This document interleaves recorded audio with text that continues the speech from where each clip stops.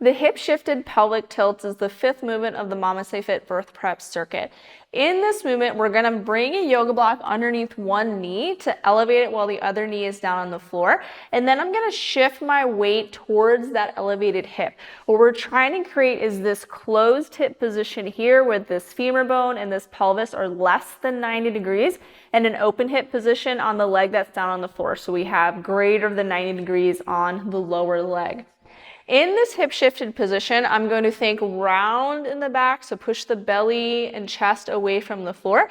You're going to feel more of an intensity and stretch here in the low back. For a lot of us, this portion might feel more sticky or more restricted, so breathe here for a full breath cycle. So I'm going to inhale to feel this expand, and then exhale, think pull the ribs and pelvis closer together to find more of a rounding. Inhale again, and then exhale to drop the belly towards the floor. Inhale to find expansion, full round of breath here. Exhale, pull ribs and pelvis closer together to find more of a rounding. Inhale to expand, and then exhale, drop belly to the floor. And so you can do this 5 to 10 times on this side, and then we can shift to the other side as well. So what the all fours pelvic tilt is doing is we're going to be finding spinal and pelvic mobility. So we're finding rounding in the spine, we're finding more of that posterior pelvic tilt, and then also more of that anterior tilt with the extension within the spine. For a lot of us, this posterior pelvic tilt is harder to find during pregnancy, but really important that we are able to find it because that can really influence whether or not baby will enter into the pelvis.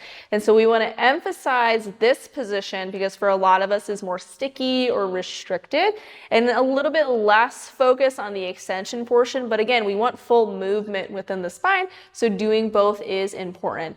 In this hip shifted position, it's going to emphasize it a lot more on one side versus the other, as opposed to both knees being even down on the floor.